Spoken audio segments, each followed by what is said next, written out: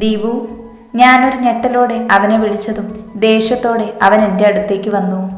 ദീപു, അത് പിന്നെ പറഞ്ഞു മുഴുവനാക്കും മുന്നേ ദീപുവിൻ്റെ കൈ എൻ്റെ മുഖത്ത് പതിഞ്ഞു. മിണ്ടരുത് നീ. ഛേ! അവൻ എൻ്റെ കൈ പിടിച്ചു വലിച്ച് അകത്തേക്ക് കൊണ്ടുപോയി. എന്നിട്ട് ഡോറ് തുറന്നെന്നെ മുറിയിലേക്ക് തള്ളി. ദീപു പ്ലീസ്, ഞാൻ പറയുന്നതൊന്ന് കേൾക്ക്. ഇനി എന്താടി നിനക്ക് പറയാനുള്ളത്? നിന്റെ മുറിക്കുള്ളിൽ കയറിയ ആ പാറ്റിയെ ഇനി എന്താ ചെയ്യേണ്ടതെന്ന് എനിക്കറിയാം. ആൻറ്റി അങ്കിളും പുന്നാര മോളുടെ ഗുണം ഇപ്പോൾ അറിയണ്ട എന്നുണ്ടെങ്കിൽ ശബ്ദിക്കരുത് നീ. അത്രയും പറഞ്ഞ് എന്നെ തറപ്പിച്ചൊന്ന് നോക്കിയിട്ട് അവൻ മുറി വിട്ടിറങ്ങി. ഇത്രയും നാൾ ഞാൻ കണ്ട ദീപു അല്ല ഇപ്പോൾ എനിക്ക് മുന്നിൽ നിൽക്കുന്നത്. എന്തു ചെയ്യണമെന്നറിയാതെ ഞാൻ ബെഡിലേക്ക് വീണ് പൊട്ടിക്കരഞ്ഞു. എല്ലാം തിരിച്ചുകിട്ടി എന്ന് പ്രതീക്ഷിച്ചതാ. അപ്പോഴേക്കും ബാംഗ്ലൂർ നഗരം എന്നെ ഏറെ വിസ്മയിപ്പിക്കുന്നതായിരുന്നു. ഇത്രയും നാൾ ഞാൻ ജീവിച്ച സാഹചര്യത്തിൽ നിന്നും ഏറെ വ്യത്യസ്തമായിരുന്നു. എന്നാൽ ഒന്നിലും ശ്രദ്ധിക്കാൻ കഴിയുന്ന മാനസികാവസ്ഥയിലായിരുന്നില്ല ഞാൻ. ഇന്ന് അമ്മയിൽ നിന്നും കേൾക്കാനിടയായ വാക്കുകൾ അത്രമേൽ എന്നിൽ മരവിപ്പ് ഉളവാക്കിയിരുന്നു. പിന്നെ ആരെയും ഒന്നും അറിയിക്കണ്ട എന്ന് കരുതി യാത്ര മുടക്കിയില്ല. ചേച്ചി ഇറങ്ങ്. ഹിമയാണ് എൻ്റെ അവസ്ഥ മനസ്സിലാക്കിയ അമ്മയാണ് അവളെ കൂടെ ബാംഗ്ലൂരിലേക്ക് കൂട്ടിയത്. എന്നാൽ അമ്മയ്ക്കറിയില്ലല്ലോ ഇപ്പോൾ ഇവളും. മീര, താൻ വാ, ഞാൻ മുറി കാണിച്ചു തരാം. ഏട്ടൻ എൻ്റെ കൈ പിടിച്ച് നടന്നു. ഏട്ടൻ എൻ്റെ കൈ പിടിച്ചത് കൊണ്ട് മാത്രം ഞാൻ മുറിയിലെത്തിയെന്ന് പറയുന്നതാവും ശരി. മീര, താനൊന്ന് ഫ്രഷായിട്ട് വാ. ഡ്രസ്സെല്ലാം ഷെൽഫിലുണ്ട്. ഞാനൊന്ന് നോക്കുക പോലും ചെയ്തില്ല. എടോ, താനൊന്ന് നോക്ക് പ്ലീസ്. എനിക്കറിയാം ഇപ്പോൾ തൻ്റെ അവസ്ഥ. പക്ഷേ എൻ്റെ അമ്മ, പ്ലീസ് എനിക്കൊന്ന് ഒറ്റയ്ക്കിരിക്കണം. ഏട്ടനെ മുഴുവനാക്കാൻ സമ്മതിക്കാതെ ഞാൻ ഇടക്ക് കയറി. ഏട്ടൻ പിന്നെ ഒന്നും പറയാതെ പുറത്തേക്ക് പോയി. ഞാൻ മുഖം മഴയിലേക്ക് അമർത്തി വെച്ചിരുന്നു. ആരോടും വെറുപ്പില്ല, ആകെ ഒരു മരവിപ്പ്. ശ്രീദേവി അമ്മ എനിക്കെന്നും അമ്മ തന്നെയായിരുന്നു. ഹിമയേക്കാൾ കൂടുതൽ അമ്മ എന്നെ തന്നെയായിരുന്നു സ്നേഹിച്ചിരുന്നത്. എൻ്റെ 7ാമത്തെ വയസ്സിലാണ് ഞാൻ ആദ്യമായി അറിയുന്നത് ഞാൻ അമ്മയുടെ സ്വന്തം മകളല്ല എന്ന്. സഹിക്കാനായില്ല. എന്നാൽ അന്നും ഇന്നും നെഞ്ചോട് ചേർത്ത് പിടിച്ച് ശ്രീയമ്മ പറഞ്ഞിരുന്നു, ലക്ഷ്മി നിന്നെ പ്രസവിച്ചിരിക്കാം, പക്ഷേ നീ വളർന്നത് എൻ്റെ നെഞ്ചിലെ ചൂട് പറ്റിയതാണെന്ന്. ആ ഹൃദയത്തിൽ നിന്നാണ് ഞാൻ പിറവിയെടുത്തതെന്ന്. എങ്കിലും ശ്രീയമ്മയും അച്ഛനും മുത്തശ്ശിയും കേൾക്കാതെ പലപ്പോഴും നാട്ടുകാരും വീട്ടുകാരും ഒളിഞ്ഞും തെളിഞ്ഞും വിളിച്ചിരുന്നു തള്ളെ കൊല്ലിയെന്ന്.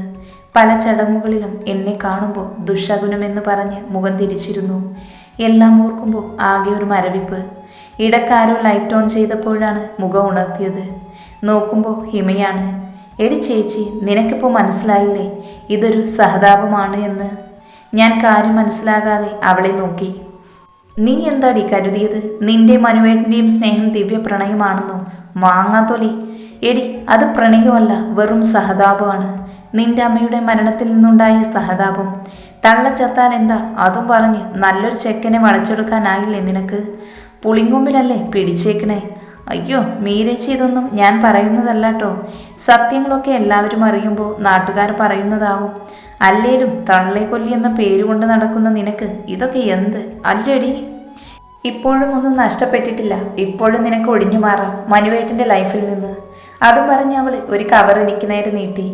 ഇത് ഡൈവേഴ്സ് പെറ്റീഷനാണ്. നീ ഒപ്പിടണം ഇതിൽ. ഒപ്പം മനുവേട്ടൻ്റെ ഒപ്പം ഇടിയിക്കണം. ഇല്ലെങ്കിൽ. അവൾ എനിക്ക് നേരെ കൈ ചൂണ്ടിക്കൊണ്ട് ഇറങ്ങിപ്പോയി. അവൾ പറഞ്ഞ ഓരോ വാക്കും എന്നെ കുത്തി മുറിവേൽപ്പിച്ചുകൊണ്ടിരുന്നു. തീയാണ് എനിക്ക് ചുറ്റിലും. അകവും പുറവും തീയാണ്. ഞാൻ വെന്തുരുകുകയാണ്. ഞാൻ അലറി അടുത്തിരുന്ന ഫ്ലവർ വേസ് താഴേക്കെറിഞ്ഞു. പിന്നെ അവിടെ കണ്ടതെല്ലാം ഞാൻ എറിഞ്ഞുടച്ചു. അറിയാതെ ഒരു ചില്ലെൻ്റെ കയ്യിൽ തറച്ചു. പിന്നെ ഒരാവേശമായിരുന്നു. കിട്ടിയ കുപ്പിച്ചില്ല് കൊണ്ട് എൻ്റെ കൈ ഞാൻ മുറിച്ചു. നുരഞ്ഞു പൊന്തുന്ന ചോര കണ്ട് ഒരു തരം ചിരിയാണ് വന്നത്. ആർത്ത് ചിരിച്ചു, ഒരു ഭ്രാന്തിയെ പോലെ. മുഖത്ത് സൂര്യരശ്മി വന്ന് പതിച്ചപ്പോഴാണ് ഞാൻ കണ്ണു തുറന്നത്. നേരം നന്നേ വെളുത്തിരുന്നു. ദീപുവിനെ കാണണം, എല്ലാം അവനോട് പറയണം. ഇനിയും വൈകിക്കൂടാ. ഞാൻ ഫ്രഷായി വേഗം റെഡിയായി താഴേക്ക് ചെന്നു. എന്നാൽ ദീപു അവിടെയെങ്ങും ഇല്ലായിരുന്നു. ആ മോൾ എണീറ്റോ? ആൻറ്റി ചായ എടുക്കാം. വേണ്ട ആൻറ്റി. ദീപു എവിടെ? ഹോസ്പിറ്റൽ പോയി. ഇന്ന് എന്തോ അർജൻറ്റ് വർക്കുണ്ടത്രേ. മോള് വാ, ബ്രേക്ക്ഫാസ്റ്റ് എടുക്കാം. വേണ്ട ആൻറ്റി, ഞാൻ ഇറങ്ങുക. ആൻറ്റീനോട് അത്രയും പറഞ്ഞ് ഞാൻ ഇറങ്ങി. മോളെ അനു. ആൻറ്റിയുടെ പിൻവിളി കേൾക്കാൻ നിന്നില്ല. ദീപു എന്തൊക്കെയോ തീരുമാനിച്ചുറപ്പിച്ചിരിക്കുന്നു. അവൻ എന്തെങ്കിലും ചെയ്യും മുന്നേ അവനെ തടയണം. നേരം ഇത്രയായിട്ടും പെണ്ണെത്തിയിട്ടില്ല. ഇതിൻ്റെ ഇടയിൽ ആ കട്ടുറുമ്പ് എന്തിനാ ഇപ്പോൾ എന്നെ വിളിച്ചത്? May I? ഞാൻ ചോദിച്ചു. യെസ്. ഡോക്ടർ വരൂ. എന്ത് സർ വിളിപ്പിച്ചത്? ഡോക്ടർ ഇരിക്കൂ, ഇനി ഇത് പിടിക്കൂ. ദീപക് ഒരു കവർ എനിക്ക് നേരെ നീട്ടി. ഞാൻ അവനെ ഒന്ന് നോക്കി. സർ, ഇത് ഒരു ഒഫീഷ്യൽ ലെറ്ററാണ്. ഡോക്ടറുടെ സേവനം ഇനി ഇവിടെ ആവശ്യമില്ല എന്നതിൻ്റെ ഒഫീഷ്യൽ ലെറ്റർ. വാട്ട്? മതി തൻ്റെ സേവനം. പകൽ ഹോസ്പിറ്റലിലും രാത്രി പിന്നെ. അവൻ പറയുന്നത് കേട്ട് കൈതരിച്ചു കയറി ഒന്ന് പൊട്ടിക്കാൻ വേണ്ടി ചാടി എണീറ്റതും ദീപു ശബ്ദം കേട്ട് തിരിഞ്ഞു നോക്കിയപ്പോൾ എൻ്റെ പെണ്ണാണ്. ഓ, തമ്പുരാട്ടി ലാൻഡ് ചെയ്തോ? അവൻ വീണ്ടും ചൊറിയാൻ നിൽക്കുവാണ്. എനിക്കാണെങ്കിൽ കണ്ടു പോണുണ്ട്. മതി, നിർത്ത് ദീപു. ഇപ്പൊ മനുവേട്ടനെ പിരിച്ചുവിടാൻ എന്താ ഉണ്ടായേ? അല്ല, അതിന് നിനക്കെന്താ അധികാരം? ഈ ഹോസ്പിറ്റൽ ചുമതല അങ്കിൾ എന്നെയാണ് ഏൽപ്പിച്ചിരിക്കുന്നത്. ചി, നിർത്തടി. ഇവനെ തൊടുമ്പോൾ നിനക്കെന്താടി ഇത്ര പൊള്ളൽ? ആരാടി ഇവൻ? എൻ്റെ ഭർത്താവ്. വാട്ട്? അതേടാ, ഈ നിൽക്കണ മാധവ് വർമ്മ എൻ്റെ ഭർത്താവാണ്, മീരയുടെ. അതായത് എൻ്റെ കഴുത്തിൽ താലി ചാർത്തിയവനാണെന്ന്. ഇതൊക്കെ പലതവണ ഞാൻ നിന്നോട് പറയാൻ ശ്രമിച്ചതാ. എന്നാൽ നീ തന്നെയാണ് അപ്പോൾ ഒഴിഞ്ഞു മാറിയത്. അപ്പോൾ അന്ന് ഐസക് സാർ പറഞ്ഞ മാധവ്, അയാളാണോ ഇത്? അതെ, ദേഷ്യം നിയന്ത്രിക്കാനാവാതെ ഞാൻ കരഞ്ഞുപോയി. അവളുടെ അപ്പോഴത്തെ ഭാവം കണ്ടിട്ടാണോ അതോ എല്ലാം അറിഞ്ഞത് മുഴുവൻ ഉൾക്കൊള്ളാഞ്ഞിട്ടാണോ എന്തോ ദീപക് ഡോർ വലിയ ശബ്ദത്തിൽ വലിച്ചടച്ച് പുറത്തേക്കിറങ്ങി. മീര. ഞാൻ പതിയെ പെണ്ണിൻ്റെ ചുമലിൽ കൈവച്ചു. ഒരു വിളിക്കായി കാത്തിരുന്ന പോലെ അവൾ എൻ്റെ നെഞ്ചിലേക്ക് വീണ് തേങ്ങി. മീര, എടോ, താനിങ്ങനെ കരയാതെ. ഞാൻ അവളെ കൂടുതൽ ചേർത്തണച്ചു. എന്നാൽ പെണ്ണ് കരച്ചിലിൻ്റെ ആക്കം കൂട്ടുവാണ്. ഇന്നലെ ഞാൻ പോന്നതിനു ശേഷം എന്തോ സംഭവിച്ചിട്ടുണ്ട്. പക്ഷേ എന്തായിരിക്കും? ഞാൻ മെല്ലെ അവളെ എന്നിൽ നിന്ന് അടർത്തി മാറ്റി. എന്നിട്ട് അടുത്തിരുന്ന് സോഫയിലിരുത്തി. പതിയെ കണ്ണ് രണ്ടും തുടച്ചു കൊടുത്തു. ഒന്ന് മതിയാക്കെൻ്റെ പെണ്ണെ. എന്നതാ എൻ്റെ കുട്ടിക്ക് പറ്റിയത്? ഇതെന്തുവാ കവിളിൽ? ഞാൻ കവിളിൽ തലോടിക്കൊണ്ട് ചോദിച്ചു. മനുവേട്ട, അതില്ലേ ഇന്നലെ? അവൾ വീണ്ടും തേങ്ങിക്കൊണ്ടിരുന്നു. ഇനിയിപ്പോൾ ഞാൻ നോക്കിയിട്ട് വേറെ വഴിയൊന്നുമില്ല. ഞാൻ പതിയെ അവളുടെ മുഖം കൈക്കുമ്പിളിൽ കോരിയെടുത്ത് പതിയെ എൻ്റെ ചുണ്ടുകൾ ആദരങ്ങളിൽ സ്വന്തമാക്കി. പെട്ടെന്ന് ഇങ്ങനെ ഒന്ന് പെണ്ണ് പ്രതീക്ഷിച്ചിട്ടില്ല എന്ന് തോന്നുന്നു. ആകെ കണ്ണൊക്കെ ഇപ്പോൾ പുറത്തേക്ക് എത്തിയിട്ടുണ്ട്. ഇന്നലെ രാത്രി തൊട്ട് ഞാൻ അനുഭവിക്കുന്ന ടെൻഷൻ, പേടി എല്ലാം കൂടെ ഒരുമിച്ച് ഏട്ടൻ്റെ നെഞ്ചിലേക്ക് ചാഞ്ഞു കരഞ്ഞു തീർത്തു. ഏട്ടൻ്റെ ചോദ്യങ്ങൾക്ക് പോലും ശരിക്കും ഉത്തരം കൊടുക്കാനാകാതെ ഞാൻ വിങ്ങിപ്പൊട്ടി. പെട്ടെന്നാണ് ഏട്ടൻ്റെ എൻ്റെ അദ്രങ്ങളെ സ്വന്തമാക്കിയത്. സത്യം പറഞ്ഞ ആകെ ഷോക്കായിപ്പോയി. ഒട്ടും പ്രതീക്ഷിക്കാതെ ആയോണ്ട് ഒഴിഞ്ഞു മാറാനും പറ്റിയില്ല. പെട്ടെന്ന് തന്നെ സ്വബോധം തിരിച്ചെടുത്ത് ഏട്ടനെ തള്ളി മാറ്റി. കുറച്ചു നേരത്തേക്ക് രണ്ടാളും പരസ്പരം ഒന്നും മിണ്ടിയില്ല. കുറച്ചു നേരത്തെ നിശബ്ദതയ്ക്ക് ശേഷം ഏട്ടൻ തന്നെ തുടക്കിയിട്ടു. മീര, അത് പിന്നെ തൻ്റെ കരച്ചിലടക്കാൻ ഞാൻ നോക്കിയിട്ട് മറ്റൊരു മാർഗവും കണ്ടില്ല. സോറി. ഞാനൊന്നും മിണ്ടാതെ താഴേക്ക് നോക്കിയിരുന്നു. ഏട്ടൻ മെല്ലെ എൻ്റെ താടി പിടിച്ച് മുഖം ഉയർത്തി കുറച്ചു നേരം എൻ്റെ മുഖത്തേക്ക് നോക്കി. പതിയെ എൻ്റെ വലം കൈയെടുത്ത് ഏട്ടൻ്റെ ഇടം നെഞ്ചിലേക്ക് വെച്ചു.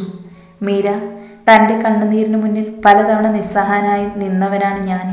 പലപ്പോഴും അതിന് കാരണക്കാരനുമായി. ഇനി അത് വേണ്ട പെണ്ണെ. നിന്റെ ഈ കണ്ണ് നിറയുമ്പോഴൊക്കെ എനിക്കിതേ ഈ ഹൃദയത്തിൽ നിന്ന് ചോര പൊടിയുന്ന ഫീലാണ് പെണ്ണെ. ഏട്ടാ, ഇനി നീ കരയണം. പക്ഷേ അത് ഇപ്പോഴല്ല. എൻ്റെ അവസാന ശ്വാസം നിലച്ചിട്ട്, ഈ ഹൃദയത്തിൻ്റെ അവസാന തുടിപ്പ് നിന്നിട്ട് അതുവരെ ഈ കണ്ണ് നിറയരുത്. ആ വാക്കുകൾ മുഴുവനാക്കാൻ സമ്മതിക്കാതെ ഞാൻ ഏട്ടൻ്റെ വാപ്പൊത്തി. മതി, എനിക്കിനി ഒന്നും കേൾക്കണ്ട. കരയില്ല ഇനി ഞാൻ. അതും പറഞ്ഞ് ഞാൻ ഏട്ടൻ്റെ നെഞ്ചിലേക്ക് ചാഞ്ഞു. മറ്റെവിടെയും കിട്ടാത്തൊരു കരുതൽ അത് ഇവിടെ എനിക്ക് മനസ്സിലാക്കാൻ പറ്റുന്നുണ്ട്. മീരയുടെ അലർച്ച കേട്ടാണ് ഞാനും അമ്മയും ഹിമയും ഒക്കെ മുകളിലേക്ക് ഓടി വന്നു. എന്നാൽ അവിടെ കണ്ട കാഴ്ച, എൻ്റെ മീര. അവളാകെ ബ്ലഡിൽ കുളിച്ചിരിക്കുന്നു. മുറിയിലെ എല്ലാ സാധനങ്ങളും തകർന്നിരിക്കുന്നു.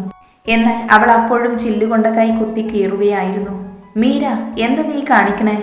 ഞാൻ ഓടിച്ചെന്ന് ചില്ല് വാങ്ങി ദൂരെ എറിഞ്ഞു. നിനക്കെന്താടി, ഭ്രാന്ത് പിടിച്ചോ? ഞാൻ അവളെ പിടിച്ചു കുലുക്കിക്കൊണ്ട് അലറി. എന്നാൽ എൻ്റെ കൈകളെ അവൾ തട്ടിമാറ്റി. അതെ, എനിക്ക് ഭ്രാന്ത. എല്ലാവരും കൂടി അങ്ങനെയാക്കി. മോളെ, അമ്മ ഇടയിൽ കയറി. വിളിക്കരുത് എന്നെ അങ്ങനെ.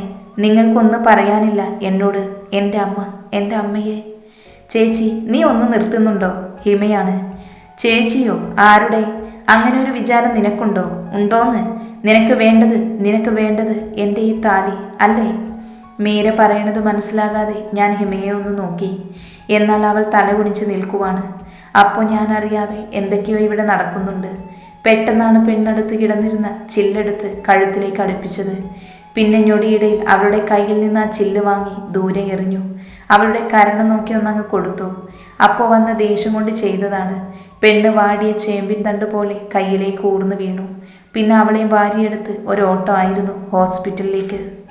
മാധവ്, ഡോക്ടർ നീരവിൻ്റെ കൈ എൻ്റെ തോളിൽ പതിഞ്ഞപ്പോഴാണ് ഞാൻ തിരിഞ്ഞു നോക്കിയത്. ഡോക്ടർ, മീരയ്ക്കിപ്പോ? ഏയ്, പേടിക്കാനൊന്നുമില്ലടോ. Now she is all right. കുറേ നാളായുള്ള ടെൻഷനാവും മീരയെ ഈ അവസ്ഥയിലെത്തിച്ചത്. എന്തായാലും ഒന്ന് ശ്രദ്ധിക്കുക. Okay doctor. പിന്നെ കുറേ നേരം അവൾ ഉണരാനുള്ള കാത്തിരിപ്പായിരുന്നു. പതിയെ അവളുടെ മുടിയിൽ തലോടി. അങ്ങനെ ഇരുന്ന് ഇടയ്ക്കെപ്പോഴോ അവൾ കണ്ണു തുറന്നു. മീര, താൻ ഓക്കെയാണോ? അവളൊന്ന് പുഞ്ചിരിച്ചു. മീര, എന്തൊക്കെയാണോ കാണിച്ചു വെച്ചത്? അതിന് മറുപടി പറയാതെ അവൾ നോട്ടം മാറ്റി. പിന്നെ ഞാനും ഒന്നും മിണ്ടാൻ നിന്നില്ല. സോഫയിൽ പോയിരുന്നു. കുറേ നേരം നിശബ്ദത തളം കെട്ടി കിടന്നു ഞങ്ങൾക്കിടയിൽ. മനുവേട്ട, അവളുടെ വിളി കേട്ട് ഞാനൊന്ന് നോക്കി. ദേഷ്യമുണ്ടോ എന്നോട്? ഉണ്ടാവും. ചോദ്യവും ഉത്തരവും താൻ തന്നെ പറഞ്ഞാൽ എങ്ങനെ ശരിയാവുക? അവൾ എന്നെ നോക്കി പുഞ്ചിരിച്ചു. മനുവേട്ട, ഞാനൊരു കാര്യം ചോദിച്ചാൽ ചെയ്തു തരുമോ? നീ പറ. എന്നാ എനിക്ക് ഡിവോഴ്സ് തരുമോ? എന്താ? ഞാൻ ഇരുന്നിടത്ത് നിന്ന് ചാടി എണീറ്റു. എനിക്ക് ഡിവോഴ്സ് തരുമോ എന്ന്. മീര, താൻ വെറുതെ ആലോചിക്കാതെ ഓരോന്ന് പറയില്ലേ? അല്ല മനുവേട്ട, ഞാൻ നല്ലതുപോലെ ആലോചിച്ചിട്ട് തന്നെയാണ് പറയണേ. I need divorce.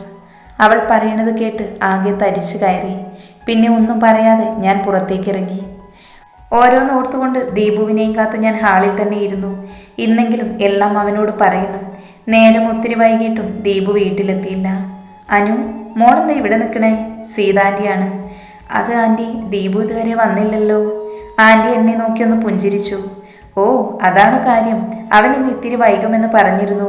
കാരണം പറഞ്ഞില്ല. മോള് പോയി കിടന്നു. ശരി ആൻറ്റി. മുറിയിലെത്തിയിട്ടും ഒരു സമാധാനവും ഇല്ല. എന്നാലും അവനോട് അത്രയ്ക്ക് ചൂടാവേണ്ടിയിരുന്നില്ല. ഒന്നും അവൻ അറിഞ്ഞിരുന്നില്ലല്ലോ. അതെങ്കിലും ഓർക്കേണ്ടതായിരുന്നു. ഓരോന്ന് ആലോചിച്ച് എപ്പോഴോ ഒന്ന് മയങ്ങി. ദേഹത്ത് എന്തോ അരിക്കുന്നത് പോലെ തോന്നിയാണ് കണ്ണു തുറന്നത്. നോക്കുമ്പോൾ എൻ്റെ അടുത്ത് ആരോ ഉണ്ട്. ഒപ്പം മനം മടുപ്പിക്കുന്ന മദ്യത്തിൻ്റെ രൂക്ഷഗന്ധം. വേഗം അയാളെ തള്ളിമാറ്റി ലൈറ്റ് ഓൺ ചെയ്തു. മുന്നിൽ നിൽക്കുന്ന ആളെ കണ്ട് ഞാൻ ഞെട്ടി. ദീപു, താൻ? ഛേ, അതെടി, ഞാൻ തന്നെ. എന്താടി, ഞാൻ തൊട്ടാ നിനക്ക് പറ്റൂലേ? അവൻ തന്നെ വേണോ? ദീപു, ഇത്രയ്ക്ക് ചീപ്പാകല്ലേ പ്ലീസ്. അതെടി, ഞാൻ ചീപ്പാ. കാണണോ നിനക്ക്? Deepu, enough. You cross the limit. ഓ, ഞാൻ ഈ ലിമിറ്റ് കുറച്ച് മുന്നേ ക്രോസ് ചെയ്യായിരുന്നു. എങ്കിപ്പോൾ നിന്നെ വിട്ടുകൊടുക്കേണ്ടി വരില്ലായിരുന്നു. അതും പറഞ്ഞ് അവൻ എന്നെ പിടിച്ചു വലിച്ചു. മുഖം എന്നിലേക്ക് അടുപ്പിച്ചു. പെട്ടെന്ന് കിട്ടിയ ധൈര്യത്തിൽ ഞാൻ അവനെ തള്ളി മാറ്റി. പിന്നെ മുഖമടച്ചങ്ങൊന്ന് പൊട്ടിച്ചു. ഡീ, അവൻ അലറി. എൻ്റെ അടുത്തേക്ക് ചുവട് വെച്ചു. ഭയപ്പാടോടെ ഞാൻ പുറകിലേക്ക് മാറി. മനസ്സിൽ മുഴുവൻ ഏട്ടൻ്റെ മുഖം മാത്രം. ഇല്ല, എന്തു വന്നാലും ഇവന് വഴങ്ങിക്കൂടാ. അവൻ എൻ്റെ അടുത്തെത്തി. പെട്ടെന്നാണ് കൈ അടുത്തുള്ള ഫ്ലവർ വേസിലേക്ക് നീണ്ടത്.